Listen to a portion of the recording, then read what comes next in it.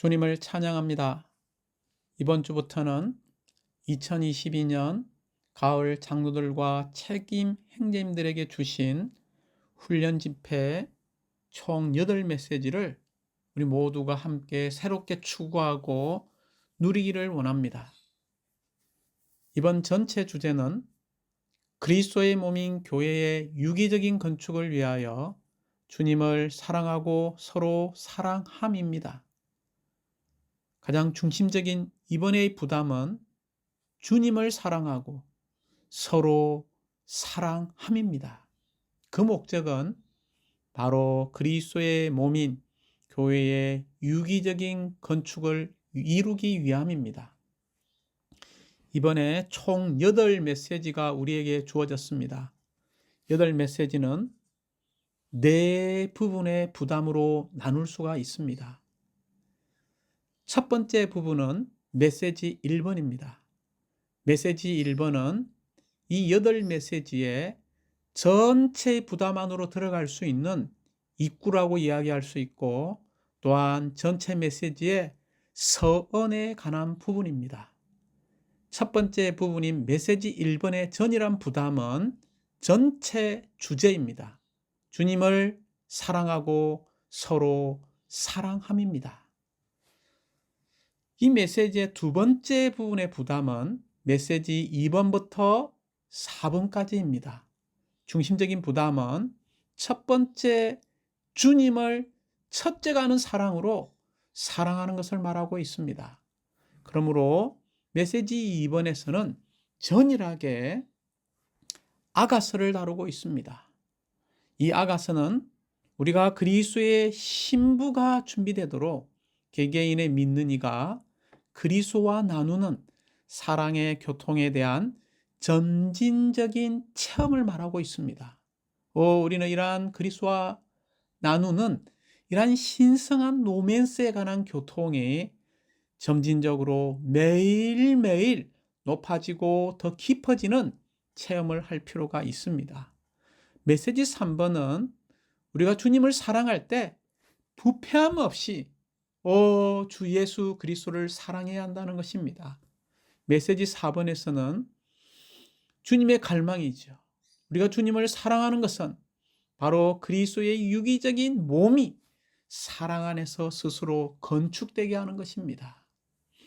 이제 이 메시지 중에 세 번째 부분은 메시지 5번부터 7번이죠. 여기서의 부담은 두 번째 부분인 서로 사랑함에 관한 부담입니다. 우리가 서로 사랑하기 원한다면 메시지 5번에서 교통을 유지하기 위하여 생명이 사랑 안에서 씻겨준다는 것을 알아야 합니다. 매일매일 우리 안에 있는 놀라운 이러한 신성한 생명이 사랑 안에서 형제자매들을 씻겨줄 필요가 있습니다.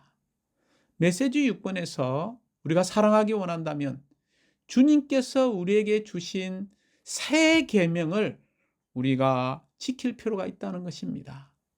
메시지 7번에서는 우리가 서로 사랑하기 위해서는 하나님 아버지의 사랑 안에서, 하늘의 아버지의 사랑 안에서 우리가 온전케 되어야 합니다. 곧 하나님께서 온전하신 같이 우리도 온전하게 될 때 우리는 서로 사랑할 수 있습니다. 이제 네 번째 부분은 메시지 8번으로서 전체 이번 메시지의 결론을 말하고 있습니다. 즉, 우리를 시대를 전환하는 새로운 부흥 안으로 이끌어줄 주님의 최신의 궁극적인 회복에 따라 하나님께서 교회를 위해 정해주신 노정인 빌라델피아의 길을 취한다는 것입니다.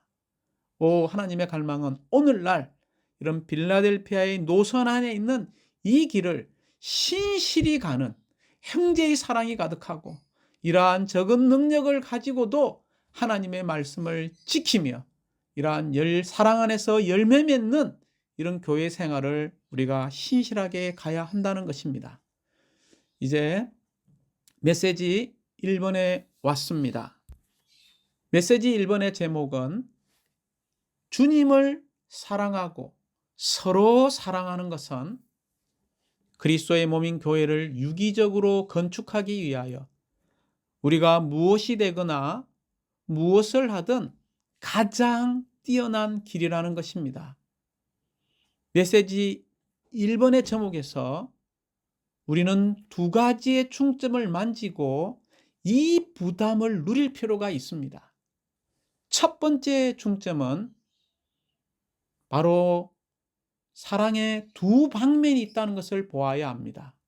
수직적인 방면에서 우리는 첫째가는 사랑으로, 으뜸의 사랑으로, 세상의 사랑으로, 제일 좋은 사랑으로 주님을 사랑하고, 또한 수평적인 방면에서 우리는 형제 자매들이 서로 사랑하는 교회 생활을 살아야 한다는 것입니다.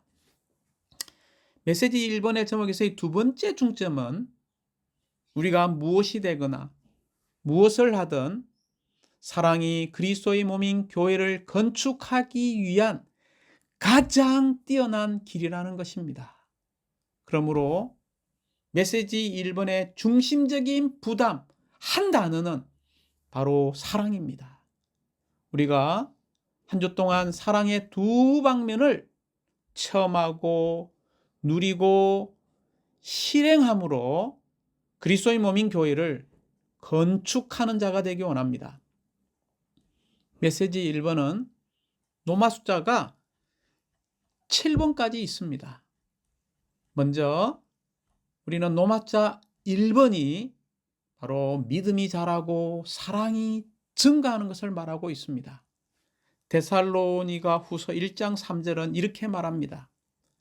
여러분의 믿음이 크게 자라나고 서로에 대한 여러분 각 사람의 사랑도 증가하고 있기 때문입니다. 그러므로 우리는 2022년 봄 장로 집회에서 전일하게 믿음에 대해서 우리가 들었고 누렸고 심지어 우리의 믿음이 자라기를 원했습니다. 또한 이번 가을 장로 집회에서는 전일한 부담이 바로 사랑입니다. 곧 신성한 사랑이 우리 안에서 크게 증가할 필요가 있습니다. 로마자 2번과 3번은 전체 2번 메시지의 주제이죠. 그리고 1번 메시지의 주제라고 말할 수 있습니다. 로마자 2번은 엄밀히 말하면 주 예수님을 사랑하는 것, 즉 우리의 첫째가는 사랑으로 주 예수님을 사랑하는 것입니다. 이것이 주의 회복의 첫 번째 방면이죠. 또한 주의 회복은 로마자 3번에 있는 것처럼 서로 사랑하는 것입니다. 특별히 여기에 세 부류를 언급하고 있다는 것을 기억하십시오. 동력자들, 장로들과 책임 행자들, 활력 그룹 안에 있는 모든 사람입니다. 교회를 인도하는, 사역을 인도하는 이러한 동력자들과 장로들과 책임 행자들과 또 활력 그룹 안에 있는 모든 형제 자매들이라면 그들은 교회를 인도하는 또 이러한 사랑의 본을 제일 먼저 보여주어야 하는 사람임을 말하고 있습니다. 이러한 모든 사람 사이에 무엇이 편만해야 합니까? 바로 사랑의 분위기가 편만해야 된다는 것입니다. 서로 사랑하는 분위기가 교회 생활 안에서 더욱더 회복될 필요가 있습니다. 이제 메시지 1번의 세 번째 부분은 로마 숫자 4번이죠. 우리가 주 예수님을 첫째가는 사랑으로 사랑하고 또한 우리의 교회 생활 안에서 소그룹 안에서 활력그룹 안에서 서로 사랑한다면 우리는 교회를 건축하게 될 것입니다. 그러므로 사랑은 교회를 건축하기 위해 가장 뛰어난 길이라는 것을 잊어서는 안 됩니다. 이제 마지막 네 번째 부분은 로마자 5번부터 로마자 7번이지요. 이 부분은 우리가 사랑 안에서 목양을 실행해야 한다는 것입니다. 우리가 적용하고 실행할 필요가 있습니다. 로마자 5번은 전일하게 요한복음 21장 15절부터 17절이죠. 베드로에게 이러한 목양의 유임을 실행하라고 사실은 명령했습니다. 목양의 유임이 여전히 우리에게도 있습니다. 우리가 이러한 목양의 유임을 실행하는 사람들이 되어야 합니다. 로마자 6번은 시편 23편을 통해서 우리가 사랑하는 이 그리스도께서 부활 안에서 목자이심을 보아야 합니다. 여전히 그분은 하늘에 속한 사역 안에서 우리를 목양하시는 우리의 혼의 목자이심을 감사합니다. 마지막 로마자 7번은 우리가 목양을 실행할 때, 목양을 적용할 때 우리에게 가장 필요한 것이 있는데 그것은 공급하는 생명을 가진 친밀한 관심을 가지는 사람이 되어야 한다는 것입니다. 로마자 1번을 좀 더 상세히 보도록 하겠습니다. 로마자 1번의 중심적인 부담은 우리의 믿음이 자라고 우리 안에 있는 신성한 사랑이 증가해야 한다는 것입니다. 주님을 믿는 것과 사랑함의 의미를 우리는 분명히 알고 있을 것입니다. 우리가 주님을 믿는다는 것은 바로 생명이신 그분을 받아들이는 것을 말하고 있습니다.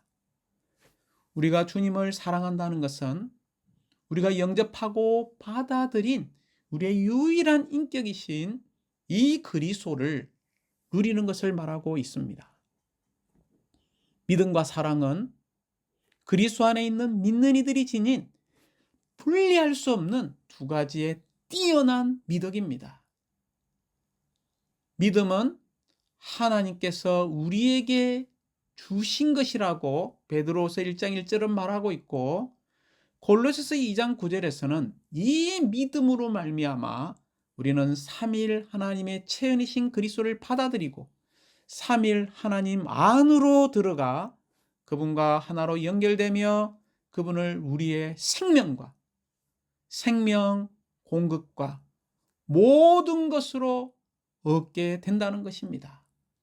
사랑은 이렇게 놀라운 믿음에서 나오고 이 사랑으로 말미암아 우리는 그리스도를 믿고 삼위일 하나님의 모든 풍성을 살아낼 수 있고 삼위일 하나님 아버지 아들 영이죠.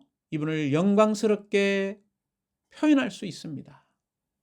믿음은 믿는 이들에게 삼위일 하나님과 서로 연결하기 위한 것이라는 것을 잊지 마십시오.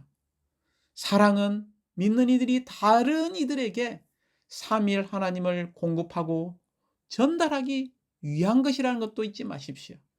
우리는 놀라운 믿음 안에서 삼위일 하나님의 지극히 탁월한 사랑으로 그분과 그분께 속한 모든 사람을 사랑해야 합니다.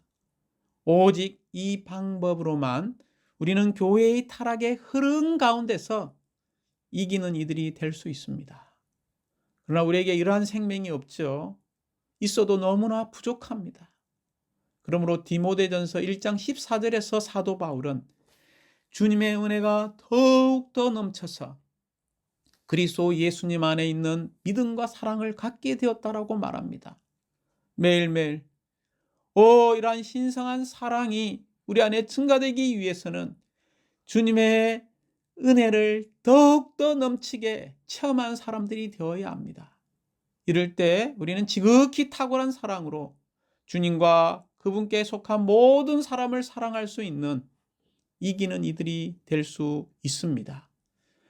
로마자 2번의 중심적인 부담은 주 예수님을 사랑하는 것이죠. 그리고 로마자 3번의 중심적인 부담은 서로 사랑하는 것입니다. 그러므로 주님의 회복은 다른 것이 아닙니다. 첫째가는 사랑으로 주 예수님을 사랑하고 또한 서로 사랑하는 것을 회복하는 것입니다. 교회를 사랑하시는 그리스도는 어떤 그리스도입니까? 바로 우리가 이 그리스도로 그리스도의 사랑으로 교회를 사랑하게 만듭니다. 주님의 회복은 어떤 회복이라고 이야기했습니까? 첫째가는 사랑, 곧 제일 좋은 최상의 사랑으로 주 예수님을 사랑하는 것과 형제자매들이 서로 사랑하는 것을 회복하는 것이라고 말했습니다. 우리가 계시록 2장 4절과 5절 상반절을 참고할 때 우리가 이기도록 명령받은 첫 번째 것은 첫째가는 사랑을 버리는 것, 곧 잃어버리는 것입니다. 우리가 사랑하는 그리스도는 교회를 사랑하시는 그리스도입니다. 우리가 그리스도를 사랑할 때 그분께서 교회를 사랑하시는 것처럼 교회를 사랑하게 될 것입니다. 우리가 주님을 향한 첫째가는 사랑을 버리게 될 때 교회의 타락이 시작된다는 것을 잊지 마십시오. 우리의 개인적인 그리스도인의 생활이 타락으로 시작한다는 것을 잊지 마십시오. 첫째가는 사랑, 곧 제일 좋은 사랑으로 주님을 사랑하는 것은 무엇입니까? 이것은 모든 것에서 주님께 으뜸의 위치, 곧 첫째 위치를 드리며 그분의 사랑에 강건되어 우리의 생활에서 그분을 모든 것으로 여기고 취하는 것입니다. 우리는 더 이상 자신의 어떠함이나 자신이 할 수 있는 것에 의해 살아서는 안 되며 영원한 생명에 의해 살아야 하고 그분을 기쁘시게 해드리려는 큰 뜻을 우리 모두가 품어야 합니다. 우리는 또한 홍수와 같은 그리스도의 강건하는 사랑에 잠기고 떠밀려야 하며 겉모습이 아니라 영 안에 있는 그리스도의 내적인 분량에 의해 사물을 인식하고 배울 필요가 있습니다. 그럴 때 우리는 이 땅에서 그리스도의 권위와 유익을 대표하는 그리스도의 대사가 될 것입니다. 사랑하는 자매님들, 모든 것에서 주님께 으뜸의 위치를 드리는 것을 훈련합시다. 모든 것에서 주님께 첫째 위치를 드리는 것을 훈련합시다. 이러한 훈련을 위해 날마다 우리는 주님을 새롭게 접촉하여 그분의 현재의 임재를 누려야 합니다. 그럴 뿐만이 아니라 매일 날마다 홍수와 같은 그리스도의 사랑에 잠기고 적셔지고 그 결과 떠밀리는 사람들이 될 필요가 있습니다. 또 우리가 모든 것에서 주님께 으뜸의 위치, 첫째 위치를 드리기 원한다면 일평생 하나님의 거주하며 그분께 여쭙기를 갈망하는 사람들이 되어야 합니다.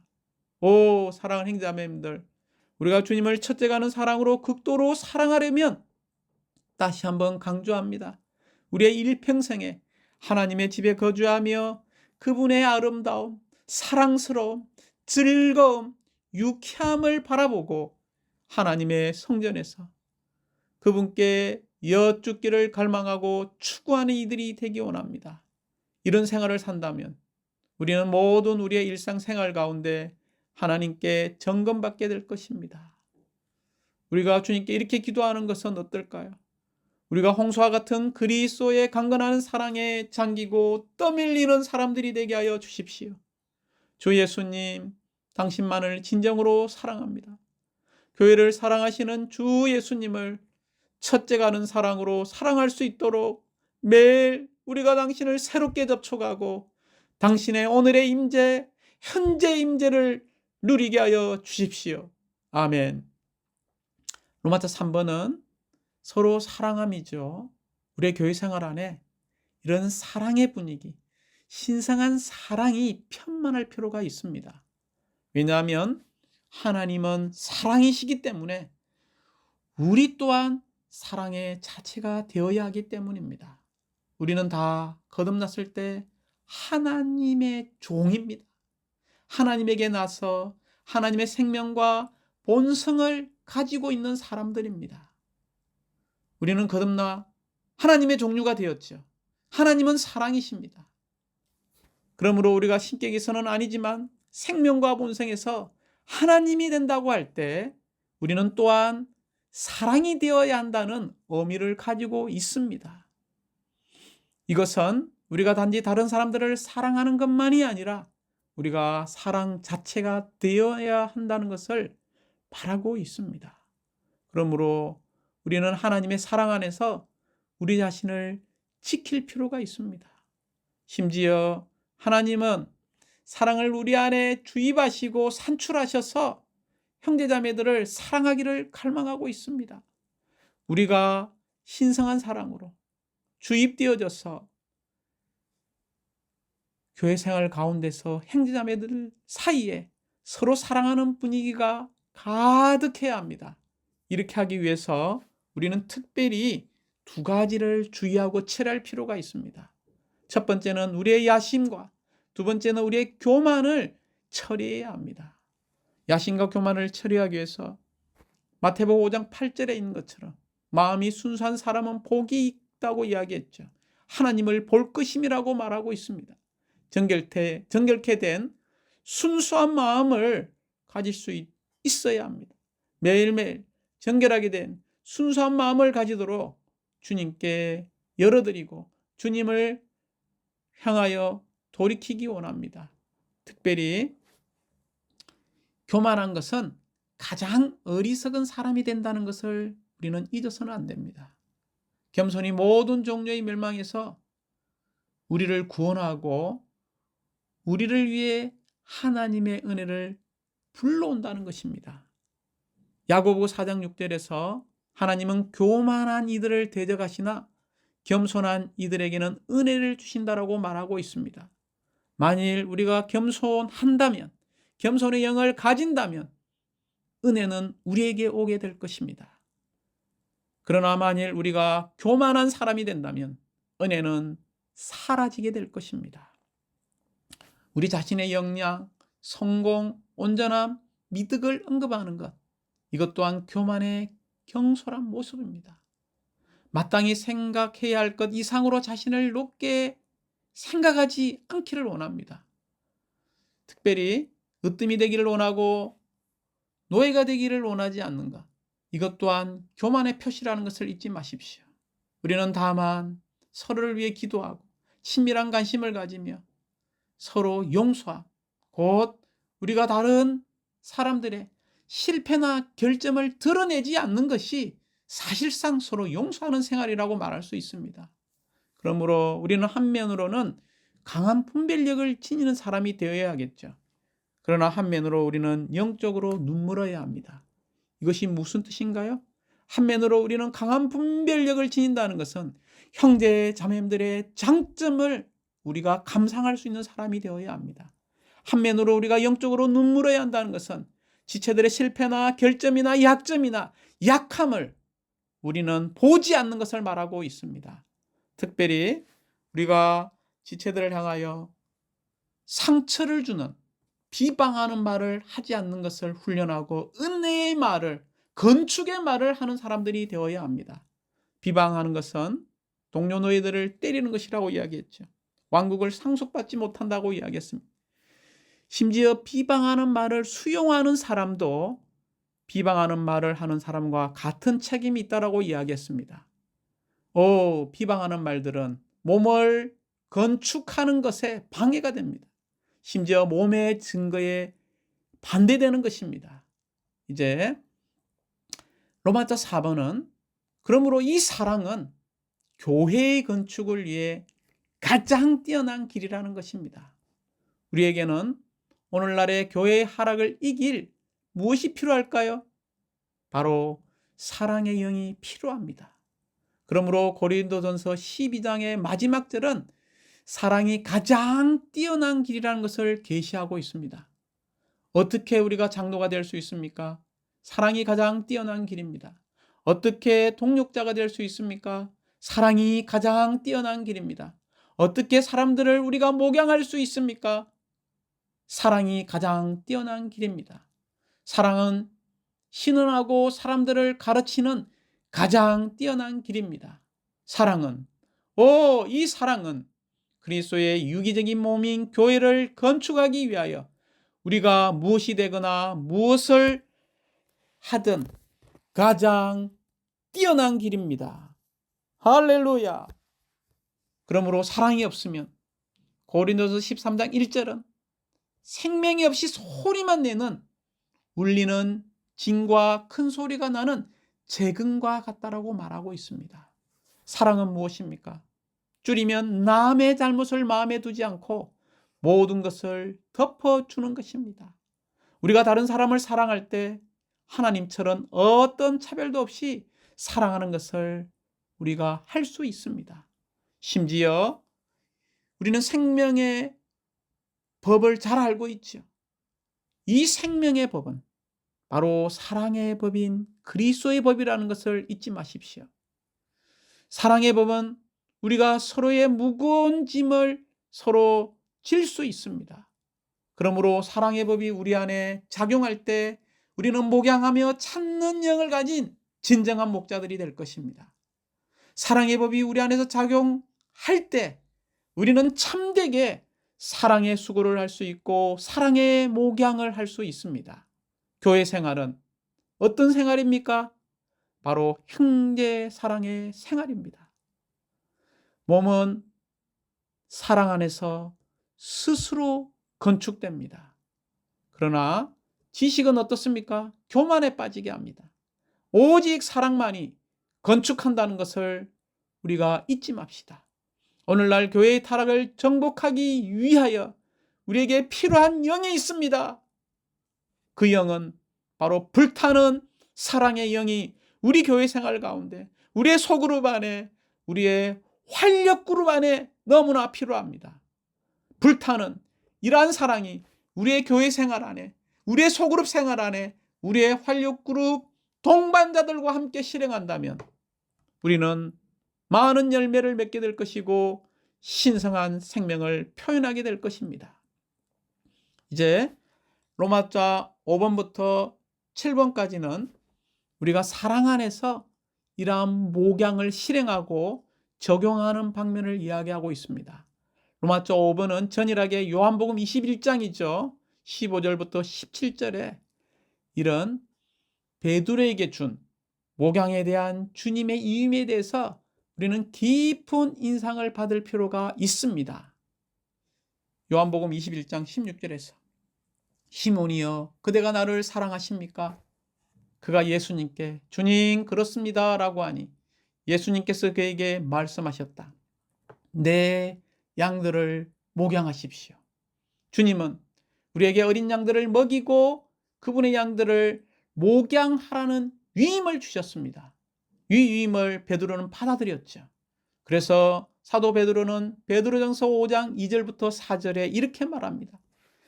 여러분 가운데 있는 하나님의 양떼를 목양하십시오.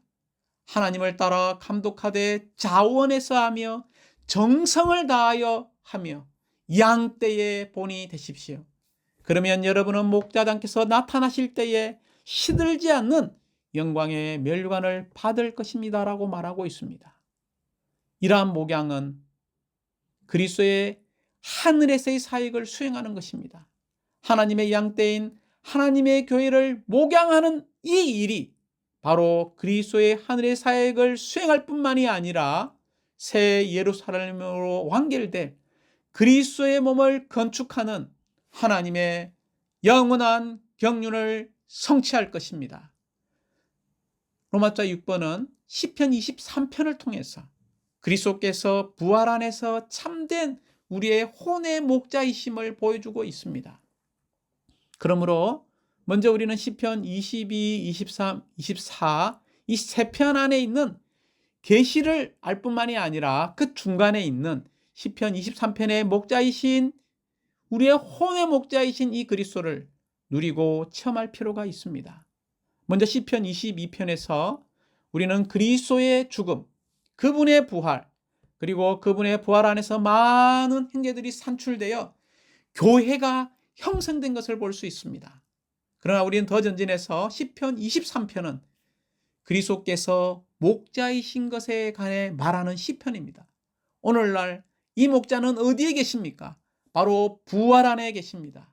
시편 24편은 그리스도께서 하나님의 왕국 안에서 장차 오실 왕이신 것에 관한 시편입니다.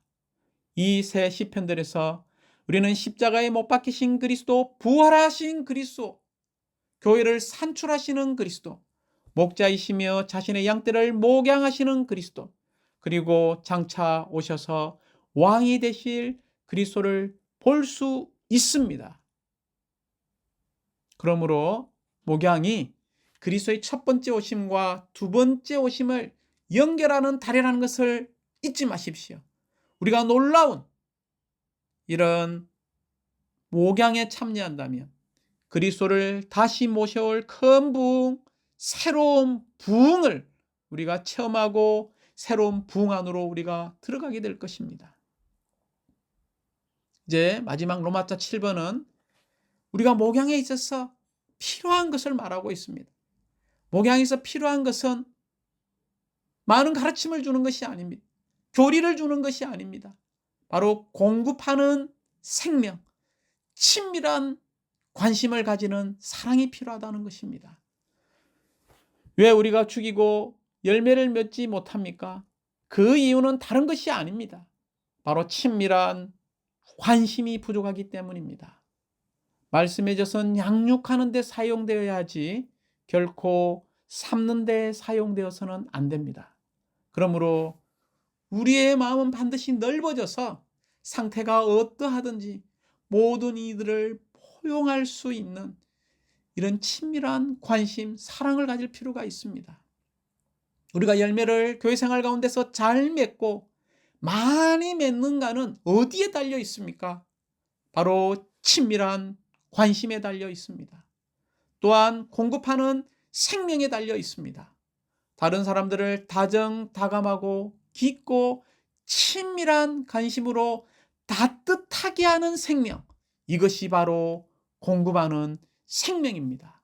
우리는 다른 이들을 따뜻하게 해주는 이러한 것을 배우기 원합니다. 이것이 바로 다른 이들을 향하여 친밀한 관심을 갖는 것입니다.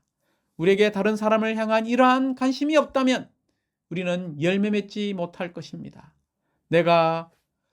우리가 또 성도들에게 생명을 공급하려면 우리는 반드시 이러한 진정한 관심, 즉 다정다감하고 깊고 친밀한 관심을 가질 필요가 있습니다.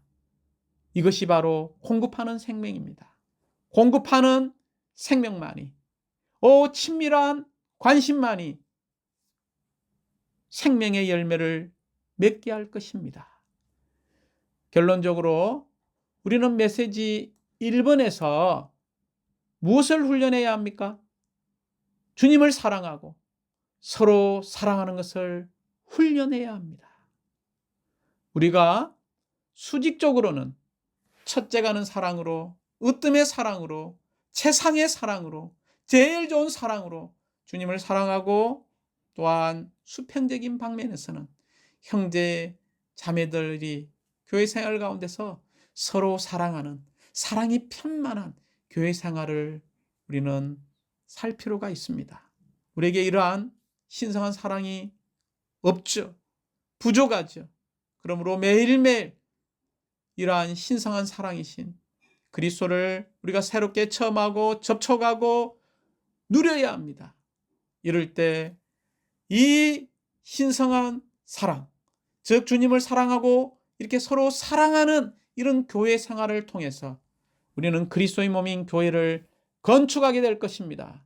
한 주 동안 우리는 주님을 사랑하고 서로 사랑하는 것을 더 훈련하기 원합니다. 우리에게 이런 사랑의 훈련이 너무나 필요합니다. 아멘.